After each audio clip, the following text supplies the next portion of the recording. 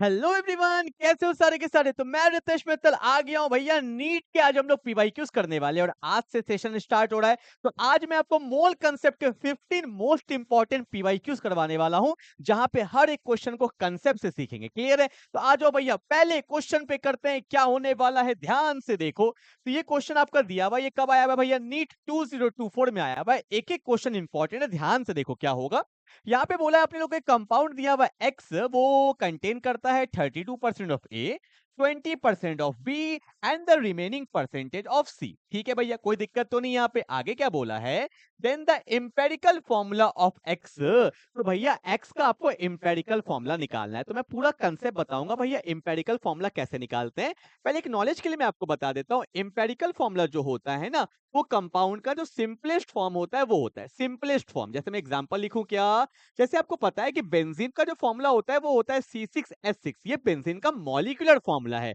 अगर मैं इसका सिंपलेस्ट फॉर्म लिखूंगा तो कैसे लिखूंगा? अब देखो, यहाँ से 6 मैं कॉमन ले सकता हूं, तो यहाँ पे क्या बचा? कार्बन और हाइड्रोजन। तो ये इसका क्या हो गया भैया? सिंपलेस्ट फॉर्म हो गया। और इसी को हम लोग बोलते हैं क्या? एम्पेरिकल फॉर्मूला बोलते हैं। क्लियर है ना?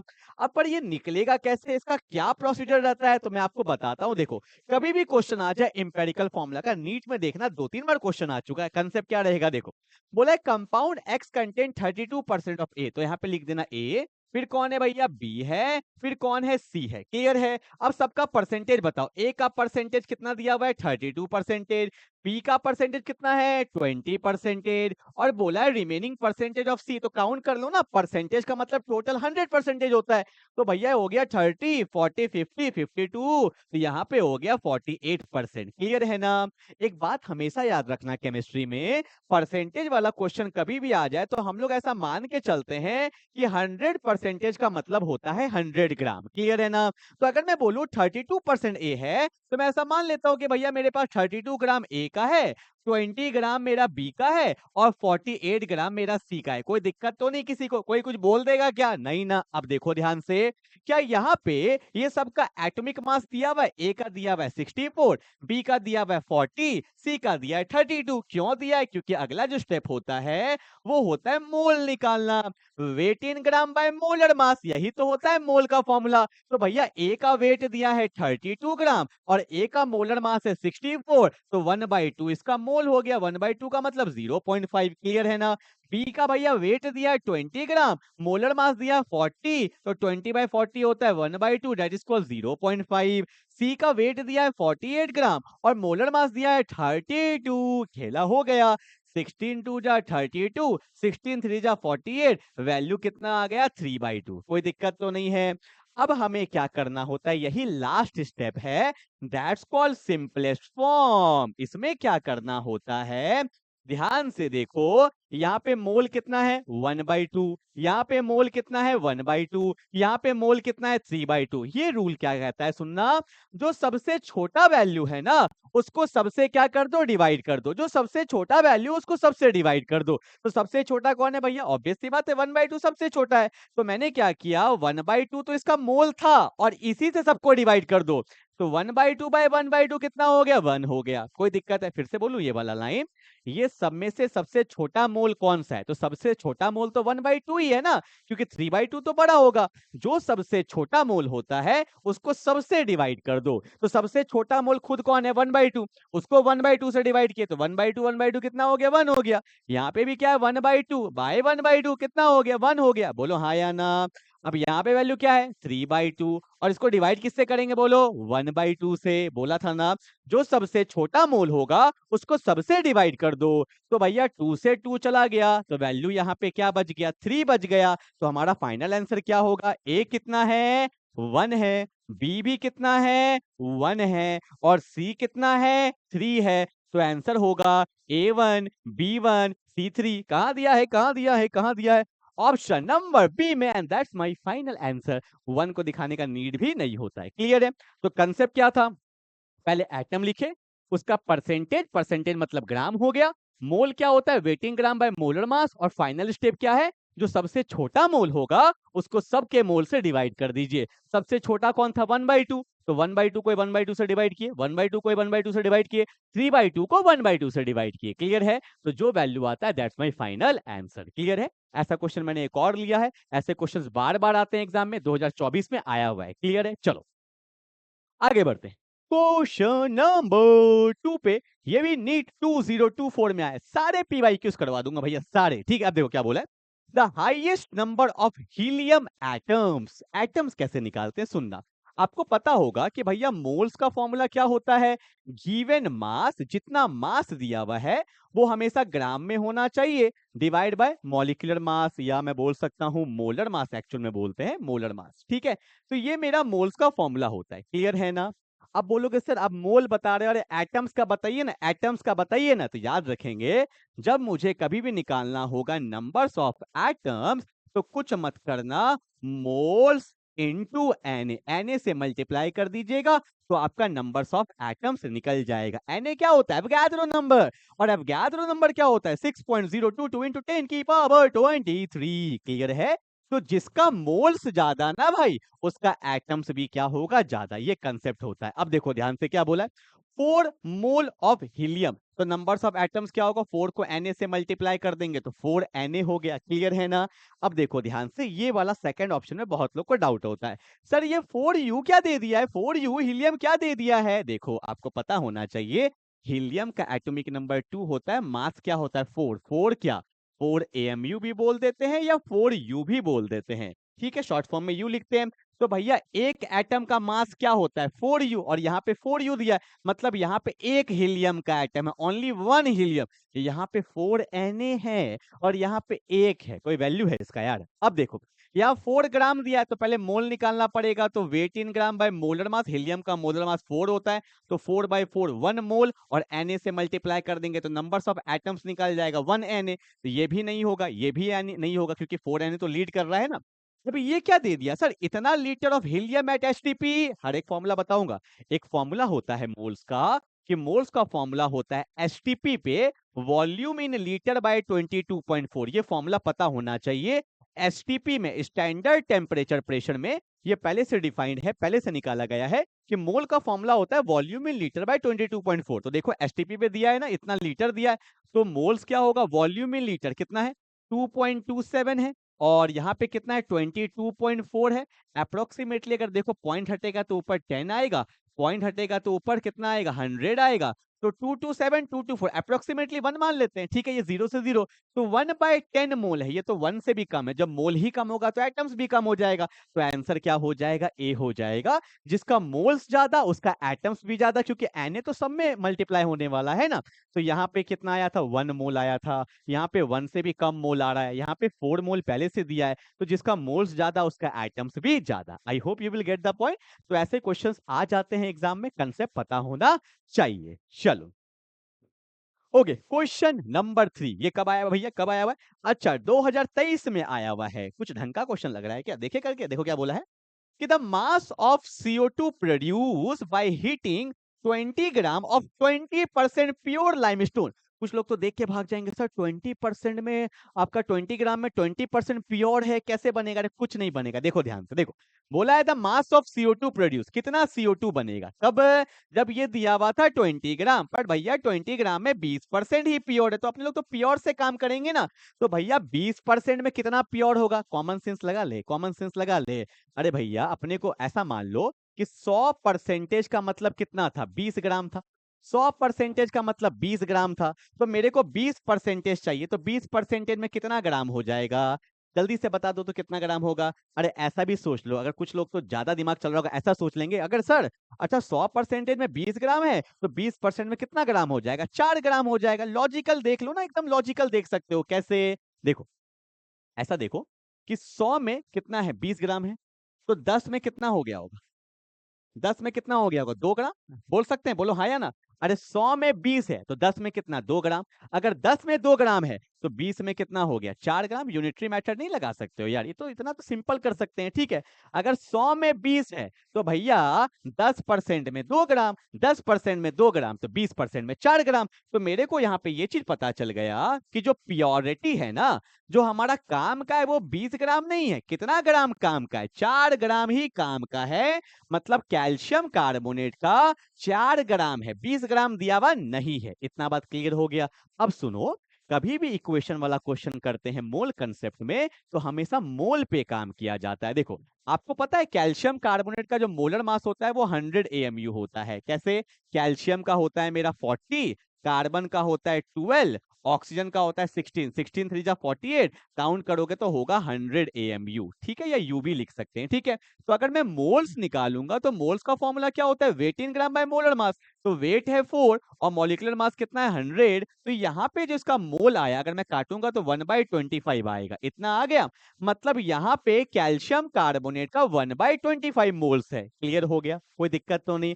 और आपने मोल कंसेप्ट में पढ़ा था कि भैया अगर इसका स्टोकियोमेट्रिक कितना है एक, अरे कुछ नहीं है तो एक ही है ना। स्टोकियोमेट्रिक कुछ नहीं है एक ही है ना। स्टोकियोमेट्रिक कुछ नहीं है एक ही है ना। अगर एक में अगर स्टोकियोमेट्रिक 1 है तो कितना मोल्स कंज्यूम होगा? 1/25 मोल्स कंज्यूम होगा। किसका? कैल्शियम कार्बोनेट का। और रिएक्टेंट का जितना मोल कंज्यूम होगा प्रोडक्ट का उतना ही मोल बनेगा। तो भैया एक अगर स्टोकियोमेट्रिक कोफिशिएंट एक है ना स्टोकियोमेट्रिक कोफिशिएंट, अगर एक में इतना मोल कंज्यूम हो रहा है तो CO2 का भी कितना है? एक ही तो है। तो एक में कितना मोल बनेगा? 1/25 मोल्स ऑफ CO2 बनेगा। जितना रिएक्टेंट घटेगा उतना ही मेरा प्रोडक्ट बनेगा। अगर एक में इतना गया है तो एक में ऑलरेडी इतना जाएगा। क्लियर है ना?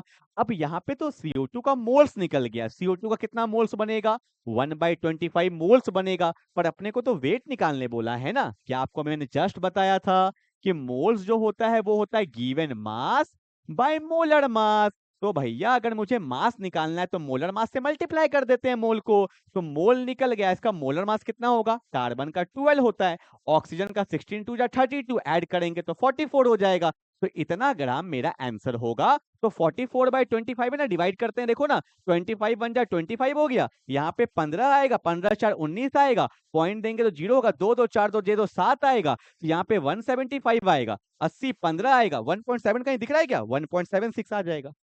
काम खत्म हो गया भैया। कोई दिक्कत? ये सब पता है किसका कंसेप्ट है? आपने बुक में पढ़ा होगा, लिमिटिंग रिएजेंट, एलआर का कंसेप्ट है। पर यहाँ पे तो एलआर लगा भी नहीं। क्वेश्चन बहुत इजी था, बहुत इजी था, क्योंकि यहाँ पे स्टोकियोमेट्रिक सेम था। अगर एक में इतना है तो एक में उतना ही बनेगा। अब बोलोगे सर अगर यहाँ 2 होता तो? वैसा क्वेश्चन मैंने लिया है, रुक जाओ। ठीक है, I hope you will get the point. Video को पॉज करके फिर से देखो। आप बोलोगे सर समझ में नहीं आया। अरे फिर से देखो ना, बिल्कुल आएगा। जो मैंने बताया है, मोल्स निकाल लिया। कैसे निकाला भैया? 20% दे आर प्योर। तो 20% कितना होता है? 4 ग्राम। अगर 100% में मेरा कितना ग्राम दिया हुआ था? 100% में अगर मेरा 20 ग्राम है तो 10% में 2 ग्राम, तो 20% में 4 ग्राम। 4 ग्राम प्योर था। Weight in gram by molar mass mole निकल गया, तो मोल से खेला हो जाता है ना। चलो आगे बढ़े। एक क्वेश्चन मैंने और लिया है, ऐसा पेशेंस रखा करो, बनेगा। ठीक है, ओके। क्वेश्चन नंबर 4 क्या बोला है कि इन 1 मोलल, अरे मोलल, अरे मोलल का मतलब होता है मोलैलिटी। और मोलैलिटी का फॉर्मूला क्या होता है? मोलैलिटी का फॉर्मूला होता है moles of solute by weight of solvent. और ये किस में होना चाहिए? ये होना चाहिए केजी में। ठीक है, अब देखो, बोला है मोलल वर्ड मोलैलिटी के लिए यूज करते हैं और मोलर वर्ड यूज करते हैं मोलैरिटी के लिए। ठीक है, in 1 molal that contain 0.5 moles of a solute there is, अच्छा 1 मोलल, अच्छा मोलैलिटी का वैल्यू 1 दिया है। ठीक है भैया, कोई बात नहीं। मोल्स दिया है 0.5 दिया है। तो बोला है कि सॉल्वेंट का कितना वैल्यू होना चाहिए? अगर यहाँ 1 होना है तो सॉल्वेंट को 0.5 kg होना पड़ेगा, तब ना 0.5 से 0.5 कट जाएगा तो वैल्यू 1 होगा। और 0.5 kg का मतलब कितना हो गया? 500 ग्राम नहीं बोलेंगे। अरे 1 kg में 1000 ग्राम होता है, तो 0.5 kg में 500 ग्राम होगा। तो 500 ग्राम ऑफ सॉल्वेंट आ गया आंसर। कुछ था इस सब क्वेश्चन में? नीट 2022 में आया, बताओ। 22 कर लिया, 23 कर लिया, 24 कर लिया। आप बोलोगे 25, 25 भी रखा है, टेंशन मत लो। ठीक है, क्लियर है ना? तो मोल्स दिया हुआ था 0.5, ये वैल्यू 1, ये 1 होने के लिए यहाँ पे भी 0.5 होना चाहिए। 0.5 क्या? केजी, तो 500 केजी मतलब 500 ग्राम। ठीक है, चलो क्वेश्चन नंबर 5 क्या बोला है कि 2020 में आया है ये क्वेश्चन। कब आया है? 2020 में आया है। कब आया है? कि विच of the following has the maximum numbers of atoms. आप बोलोगे सर ऐसे क्वेश्चन तो बार बार आ रहे हैं, तभी तो बार बार लिया भी है। तो आपको पता चल गया कि भैया जब मोल्स को Na से मल्टीप्लाई कर देंगे तो जिसका वैल्यू ज्यादा वही मेरा फाइनल आंसर। तो मैं सिंपल बोलूं, जिसका मोल्स ज्यादा उसका एटम्स भी ज्यादा, क्योंकि Na तो सब में मल्टीप्लाई होगा। क्लियर है ना? देखो अब मोल्स क्या होता है? Weight in gram by molar mass. Molar mass of O2, O का 16 है, O2 का 32, तो इसका मोल है 1/32। Na तो सब में ही होगा, तो क्यों देखे 1 बाय क्या है भैया 7, यहाँ क्या है 1 बाय क्या है 108, और यहाँ पे 1 बाय क्या है 24। तुम ध्यान से देखो, आपको पता है डिनोमिनेटर बढ़ेगा तो वैल्यू घटेगा ना। अरे 1/2 और 1/10 में कौन बढ़ा? तो 1/2 बढ़ा ना। डिनोमिनेटर बढ़ता है, डिनोमिनेटर बढ़ेगा तो वैल्यू घटेगा। जिसका डिनोमिनेटर सबसे कम उसका वैल्यू सबसे बड़ा। तो देखो 1/32, 1/7, 1/108, 1/24। डिनोमिनेटर सबसे छोटा किसका है भैया? 1/7 का। और जिसका डिनोमिनेटर सबसे छोटा होता है ना उसका वैल्यू सबसे बड़ा होता है। तो जिसका मोल्स ज्यादा उसका एटम्स भी ज्यादा, तो आंसर क्या हो जाएगा? बी हो जाएगा।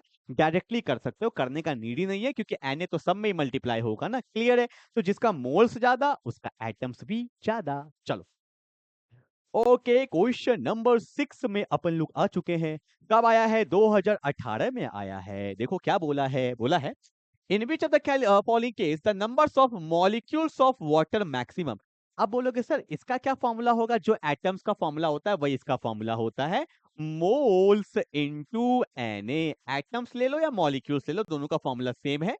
एक डिफरेंस होता है, उसके लिए भी मैंने क्वेश्चन लिया। जहां जहां पे डाउट होता है ना वैसा क्वेश्चन मैंने ले लिया, टेंशन मत लो। ठीक है, अब आप बोलोगे सर ठीक है निकाल लेते हैं, जैसा आप बोलिएगा वैसा कर देते हैं। ठीक है, मॉलिक्यूल्स बोला है तो देख लेते हैं। देखो एक चीज बता दूं, देखो वाटर क्या एक मॉलिक्यूल्स है, ठीक है, और यहाँ पे ना एटम्स का बात हो रहा था, तो सब जगह एटम्स का बात हो रहा है, लिथियम का, आपका सिल्वर का, मैग्नीशियम का, इसलिए दिक्कत नहीं आता है। जहां पे आएगा वो क्वेश्चन लिया मैं बताऊंगा। देखो तो आप बोलोगे सर 18 ml ऑफ वाटर, तो आपको पता होना चाहिए कि वाटर का जो डेंसिटी होता है वो होता है 1 ग्राम पर ml। तो वाटर के केस में ना आप 18 ml को 18 ग्राम मान सकते हो, कोई दिक्कत नहीं है। ठीक है, और इसका मोलर मास क्या होगा? वाटर का मोलर मास क्या होता है? O का होता है 16, हाइड्रोजन का 1, 2 है तो 2, 18 हो गया। तो इसका मोल्स क्या होगा? 18/18, तो इसका वैल्यू आ गया 1 मोल्स। ठीक है, Na तो सब में ही जाएगा। ठीक है, इसमें दिया 0.18 ग्राम, तो 0.18/18 ऑब्वियस वैल्यू 1 से कम ही आएगा, तो क्यों चेक करें?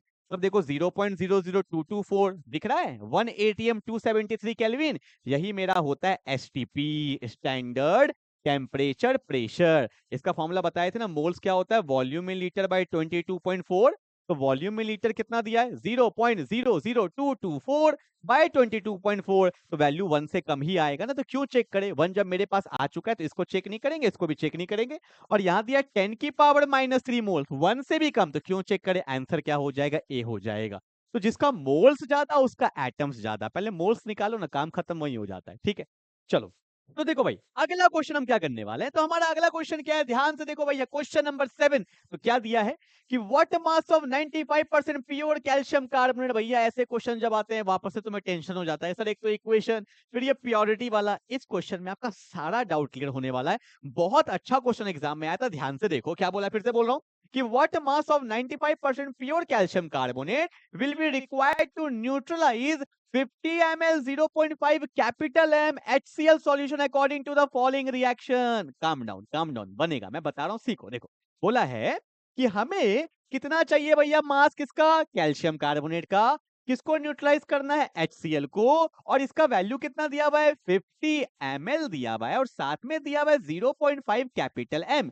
तो पहले अपने को पकड़ना पड़ेगा भैया, कैपिटल M का मतलब होता है मोलैरिटी, मोलैरिटी होता है। फिर मेरे को याद आया कि मोलैरिटी का जो फॉर्मूला होता है वो होता है मोल्स ऑफ सॉल्यूट। ये मोल्स का साइन होता है, एम से दिखा देते हैं, by volume of solution in litre. ठीक है, volume of solution in litre.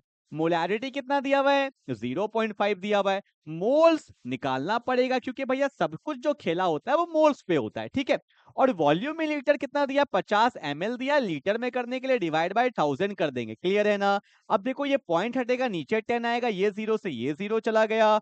5 2 जा 10, ये 0, ठीक है बिल्कुल। 5 4 जा 20, 40 चला गया, 40 को नीचे भेज दो। तो मोल्स ऑफ सॉल्यूट मेरा कितना आ गया? 1/40 आ गया। किसका? HCl का। तो HCl का मोल कितना है? 1/40। ठीक है, अब देखो जो खेला होता है वो स्टोकियोमेट्रिक से होता है, आपको पता है। क्योंकि यहाँ पे स्टोकियोमेट्रिक 2 है और यहाँ पे स्टोकियोमेट्रिक 1 है। तो जब स्टोकियोमेट्रिक 2 था, ध्यान देना भैया, जब स्टोकियोमेट्रिक 2 था तो HCl का कितना मोल कंज्यूम हुआ? 1/40 मोल। जब स्टोकियोमेट्रिक 2 था तो 1/40 हुआ। पर यहाँ पे कैल्शियम कार्बोनेट का तो भैया 1 है, 1 है। तो जब 2 में 1/40 है तो 1 में कितना होगा? 1/40 इंटू 2 हो जाएगा, ये 2 नीचे चल जाएगा। तो यहाँ पे कितना आ गया? 1/80 मोल। मतलब कैल्शियम कार्बोनेट का कितना मोल कंज्यूम हुआ? 1/80। क्लियर है ना? जो भी खेला होता है वो मोल से ही होता है। अगर 2 में 1/40 है तो 1 में कितना रहा होगा? 1/80, तब ना यार। अगर 1 में 1/80 है तो 2 में करने के लिए 2 से मल्टीप्लाई करेंगे तो 1/40 नहीं आ गया? 1 में 1/80 रहा होगा, जब जाके 2 में कितना हुआ होगा? 1/40 रहा होगा। क्लियर है? अब आपको पता चल गया कि कैल्शियम कार्बोनेट का 1/80 मोल्स है। और आपको पता है मोल्स क्या होता है? वेट या गिवन मास बाय मोलर मास। अगर मास निकालना है तो मोल को मोलर मास से मल्टीप्लाई कर दो।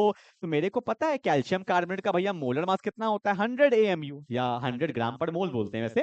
कैल्शियम का 40, कार्बन का 12, ऑक्सीजन का 63 या 48। तो मेरे को पता चल गया mole into molar mass. Molar mass कितना है? 100। तो 0 से 0 गया, 4 2 जा, ठीक है, 2 4 जा, 2 5 जा, और 5/4 कितना होता है? 1/25 ग्राम। हमारा ऑप्शन में दिया हुआ है, मार देना और ये गलत हो जाएगा।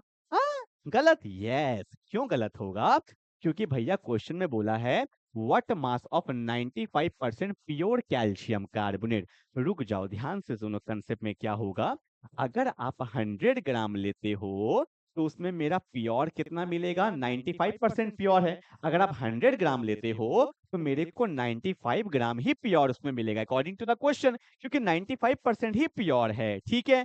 अगर मुझे कैल्शियम कार्बोनेट का 1.25 ग्राम चाहिए तो भैया इसमें तो 95% प्योर होगा, तो वैल्यू तो घट जाएगा ना। तो यहाँ पे हम कैसे क्वेश्चन को सॉल्व करेंगे? तो मान लेते हैं कि 95% मतलब 95/100 इंटू एक्स। एक्स मेरा कुछ इम्प्योर है तो इसका वैल्यू किसके बराबर होना चाहिए? 1.25 के बराबर होना चाहिए। क्लियर है ना?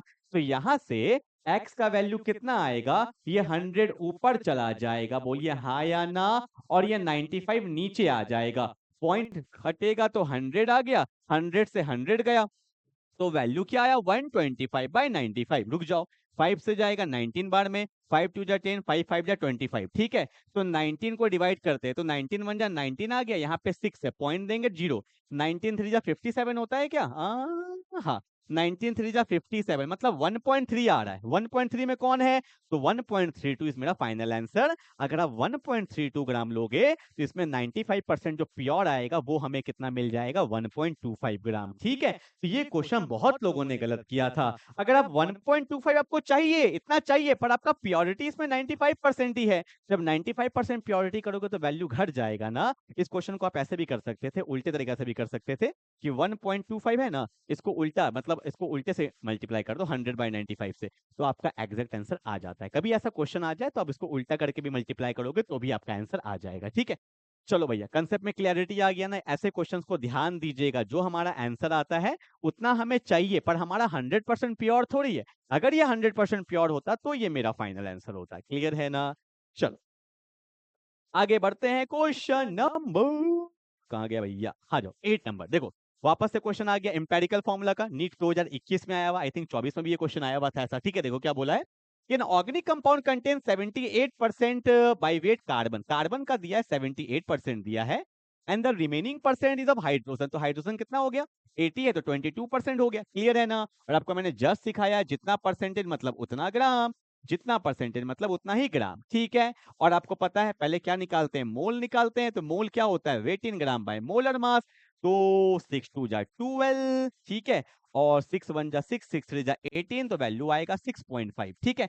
और यहाँ क्या आएगा? 22/1, तो वैल्यू आ गया 22। क्लियर है ना? अब दोनों में से छोटा कौन? 6.5 छोटा है, जो छोटा होता है उसको दोनों से मल्टीप्लाई कर देंगे। तो यही तो मेरा होता है सिंपलेस्ट फॉर्म। तो 6.5/6.5 अप्रोक्सीमेटली इक्वल टू 1 हो गया। और यहाँ पे क्या है? 22/6.5। अब देखो, अगर मैं 6.5 को 3 से मल्टीप्लाई करता हूँ तो 5 3 जा 15, हाथ में 1, 6 3 जा 18, तो यहाँ पे 19.5 आ रहा है। ठीक है? 19.5 आ रहा है, मतलब अप्रोक्सीमेटली 3 आ रहा है। ठीक है? 3.5 से बड़ा होता तो 4 लेते, और 3.5 से कम हो रहा है तो 3 लेंगे। तो हमारा आंसर क्या आ गया? सी पे देखो भैया 1 है, और H पे कितना है 3 है, तो आंसर क्या होगा CH3। तो हमारा आंसर क्या है CH3 है। क्लियर है ना?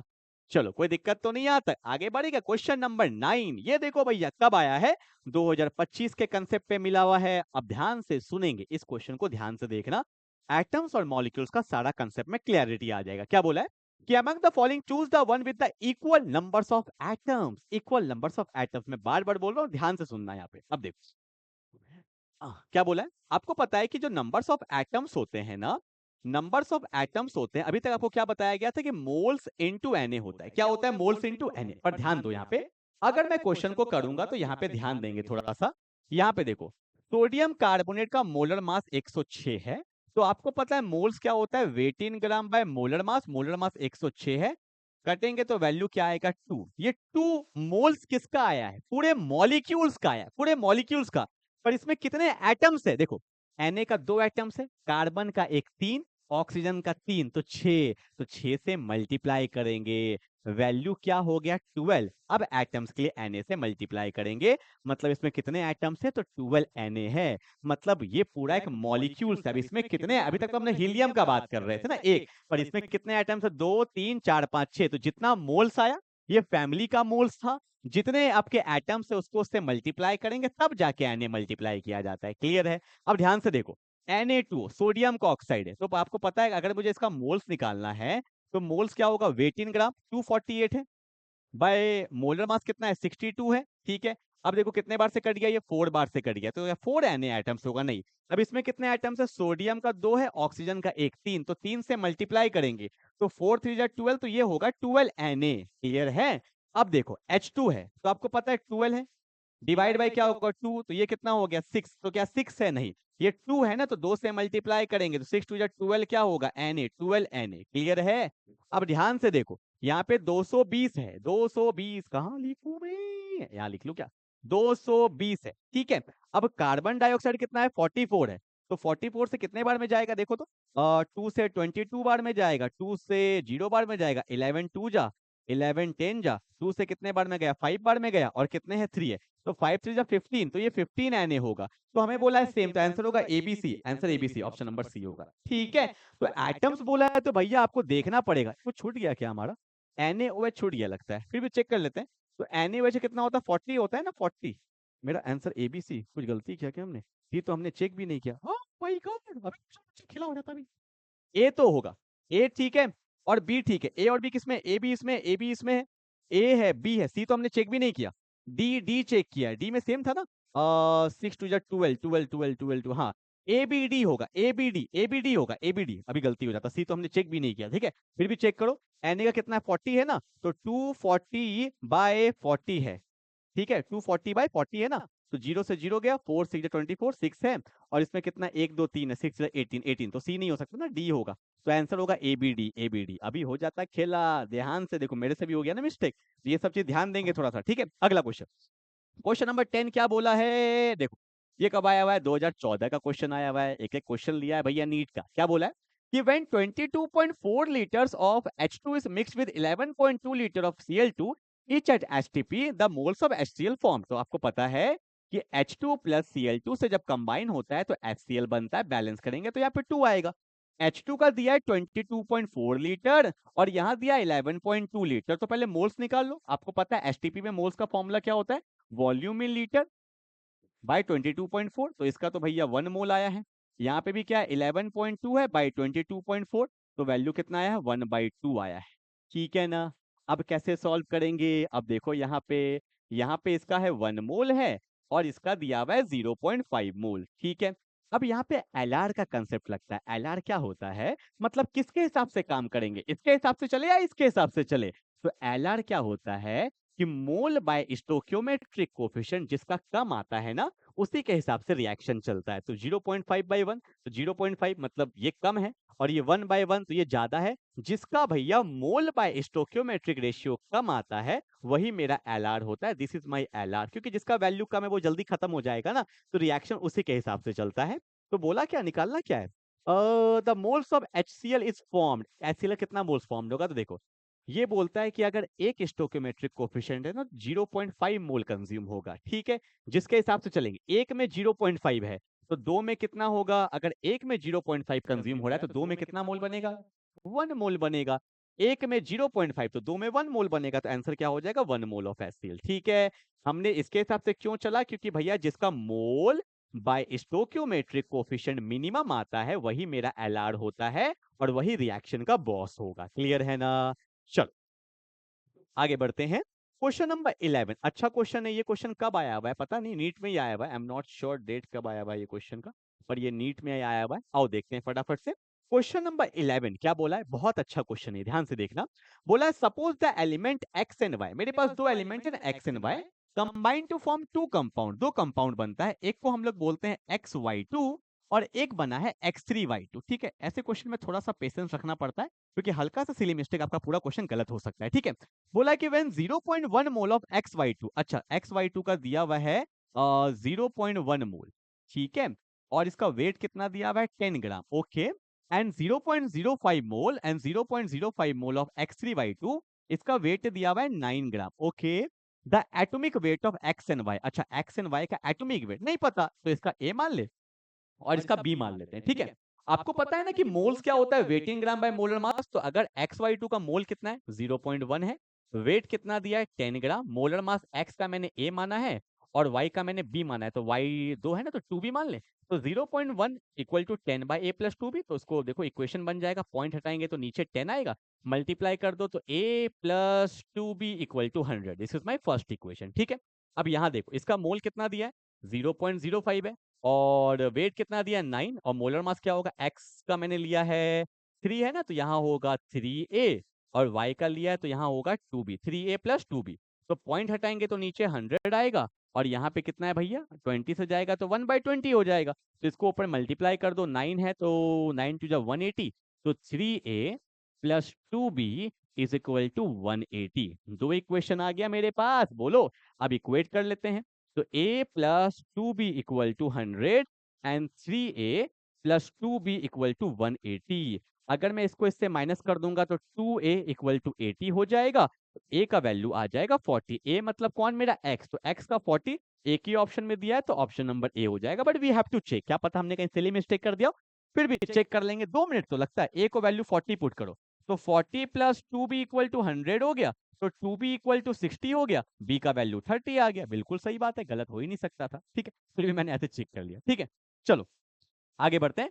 क्वेश्चन नंबर 12 क्या बोला है कि 6.022 into 10 की power 20 molecules of urea present in 100 ml solution, the concentration of the solution, बहुत लोग को पता भी नहीं होता है कंसेंट्रेशन को ही भैया हम लोग मोलैरिटी बोलते हैं। तुम ऑप्शन से पकड़ लेते, कैपिटल एम का मतलब मोलैरिटी होता है, और मोलैरिटी जो होता है वो होता है moles of solute, moles of solute by volume of solution in litre. आप बोलोगे सर वॉल्यूम तो दिख रहा है, मोल्स कैसे निकालेंगे? यहाँ पे मोल्स का एक और फॉर्मूला जो होता है वो आपको पता होना चाहिए था कि मोल्स का जो फॉर्मूला होता है वो होता है numbers of particles, numbers of particles by Avogadro number, जो होता है 6.022 into 10 की पावर 23। ठीक है, अब कितना पार्टिकल्स दिया हुआ है?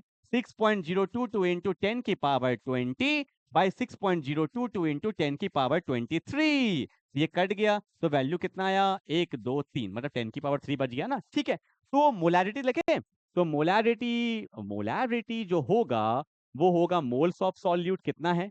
1/1000 by volume in litre, 100 ml है, लीटर में करने के लिए डिवाइड बाय 1000 करेंगे, 1000 से 1000 गया, 1/100 का मतलब क्या हो गया? 0.01 मोलैरिटी। कहाँ दिया है? 0.01 मोलैरिटी। ठीक है, चलो भैया, तो यहाँ पे उन्होंने मोल्स का दोनों फॉर्मूला यूज करा लिया। आई थिंक ये नीट 2022 या 23 कब का है, आई डोंट नो, लिखा हुआ नहीं है, पर ये नीट में आया हुआ है। ठीक है, चलो आगे बढ़ते हैं। क्वेश्चन नंबर 13 2019 के पेपर में आया हुआ है। 2019 में क्या बोला देखो, बोला है the numbers of moles of hydrogen molecules required to produce 20 moles of ammonia through Haber's process. अब आपको हैबर्स प्रोसेस ही नहीं पता होगा तो कैसे करेंगे? हैबर्स प्रोसेस क्या होता है? अमोनिया बनाने का प्रोसेस होता है कि N2 को जब H2 के साथ कंबाइन करते हैं तो NH3 बन जाता है। बैलेंस करना जरूरी है, N2 है तो यहाँ 2 होगा और यहाँ पे 3 होगा। ठीक है, तो numbers of moles of hydrogen molecules required, hydrogen का कितना आपका बोला है कि मॉलिक्यूल्स रिक्वायर्ड होगा to produce 20 moles of ammonia. देखो सिंपल सा बात है, अगर 2 में 20 बना है तो 3 में कितना कंज्यूम हुआ होगा? 30 मोल कंज्यूम हुआ होगा, और क्या? अरे भैया जिस हिसाब से प्रोडक्ट बनता है रिएक्शन उसी हिसाब से कंज्यूम होता है। 2 में 20 बनाया तो 3 में 30 गया होगा, 30 मोल्स। बस यही तो है स्टोइकियोमेट्री का खेला। क्लियर है? क्वेश्चन नंबर 14 क्या बोला है देखो। A mixture of the gases contain H2 and O2 are in the ratio, इनका भैया वेट का रेशियो दे दिया 1:4। वेट बाय वेट है, ठीक है, 1:4 दिया। What is the molar ratio of the two gases in the mixture? अब देखो वेट है, वेट है, वेट है, और weight in gram by molar mass 2 होगा। Weight in gram by molar mass oxygen का 32 होगा। तो ये 4 से जाएगा 1/8 बार में, तो 1/2 is to 1/8। ये 2 इधर गया, ये 8 इधर गया, तो 8:2 हो गया। इसको सॉल्व करेंगे तो 4:1 हो जाएगा। आंसर क्या हो गया? 4:1। ठीक है, मोलर रेशियो तो निकालना था, करना क्या था? ठीक है, चलो 15 क्वेश्चन नीट का 2015 में आया। 15 मतलब 2015। क्या करवाऊं इस क्वेश्चन को? लायक है कराने लायक? देखो क्या बोला है। The numbers of water molecules maximum. Water molecule किसमें मैक्सिमम होगा? ये क्वेश्चन हमने किया था क्या? ऐसा किया लगता है हमने। वाटर मॉलिक्यूल्स मैक्सिमम, जिसका मोल्स ज्यादा होगा, जिसका मोल्स ज्यादा होगा, तो 1.8/18। मोल्स 1 से कम है। 18/18 ये देखो भैया इसका 1 मोल है। ठीक है, 18 मोल्स, इसका मोल सबसे ज्यादा है। ठीक है भैया, जिसका मोल्स ज्यादा उसका मॉलिक्यूल्स भी ज्यादा। तो ऑप्शन नंबर सी होगा। यहाँ तो 18 मॉलिक्यूल्स ही दे दिया है, पर 18 मोल्स को जब Na से मल्टीप्लाई करेंगे तो 18 Na मॉलिक्यूल्स हो जाएगा। ऑप्शन नंबर सी क्लियर है। आई होप मैंने आपको 15 क्वेश्चन बहुत अच्छे से समझा दिया है। ऐसे ही करके पूरा नीट का जितने भी हमारे चैप्टर्स है, total chapters, atomic, periodic, chemical bonding, chemical equilibrium, ionic equilibrium, thermodynamics, some basic principle, hydrocarbon solutions, उसका chemical kinetics, electrochemistry, P block आएगा। उसके बाद DNA block, coordination compound, halo alkane halogen, alcohol phenol ether, aldehyde ketone carboxylic acid, amines, biomolecules, फिर POC, सारे chapters के मैं लाने वाला हूं। ठीक है, तो मिलते हैं अगले क्लास में। डिस्क्रिप्शन में इसका आपको मिल जाएगा पीडीएफ जो भी है, हमारा आपका ऐप डाउनलोड, डिस्क्रिप्शन देखिए ना, सब कुछ वहां मिल जाएगा। ठीक है, मिलते हैं अगले क्लास में, तब तक के लिए बाय बाय।